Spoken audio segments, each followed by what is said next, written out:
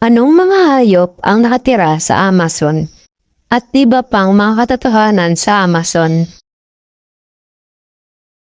Ang Amazon ay isang hindi kapanipaniwalang kakaibang lugar.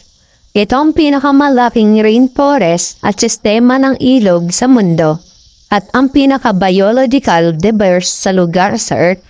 Naglalaman ito ng milyon-milyong species, karamihan sa mga ito ay hindi pa nailalarawan. Parehong nasa panganib ang kagubatan at freshwater system ng Amazon. Mula noong taong 2000, buwaba ang pag-ulan sa 69% na kagubatan ng Amazon. Tinatansya ng WWF na 27% ng biome ng Amazon ay mawawala ng mga puno pagsapit ng 2030 kung magpapatuloy ang kasalukuyang rate ng deforestation. Ang protekta at pag-iingat sa Amazon ay hindi madaling gawain.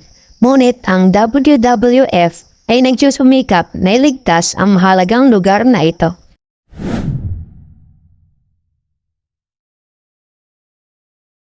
Ang Amazon ay isa sa mga huling kanlungan ng Earth para sa mga jaguar, harpy eagles, at pink river dolphin. At ito ay tahanan rin ng mga sloth, black spider monkey, at poison dart frog.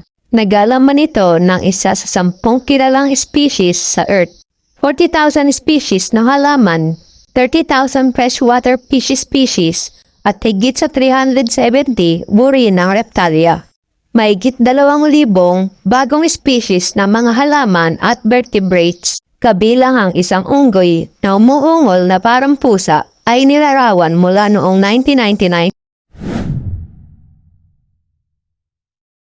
Ang malawak na rehiyong ito, halos 2/3 ng laki ng US, ay sumasaklaw sa 8 bansa: Brazil, Bolivia, Peru, Ecuador, Colombia, Venezuela, Guyana, Suriname, at ang teritoryo sa ibang bansa ng French Guiana. Sakop na humigit kumulang 40% ng South America. Ang Amazon ay naglalaman ng 1.4 bilyong ektarya ng makakapal na kagubatan, kalahati na natitirang tropical na kagubatan ng planeta, 4,100 milya ng paikot-ikot na ilog at 2.6 milyong square miles sa Amazon Basin. Mahigit sa 30 bilyong tao, kabilang ang 30-50 katutubo at etnikong grupo ang nakatira sa Amazon at umaasa sa kalikasan para sa agrikultura, pananamit at tradisyonal na mga gamot. Meron ding malinaw na ugnayan sa pagitan ng kalusugan ng Amazon at kalusugan ng planeta. Ang mga rainforest na naglalaman ng 90 bilyon hanggang 140 bilyong metrikong tonelada na carbon ay tumutulong sa pagpapalakag ng lokal at pandaigdigang klima. Ang Amazon ay mayroon din ng humigit kumulang 7 trilyong toneladang tubig bawat taon sa atmosfera.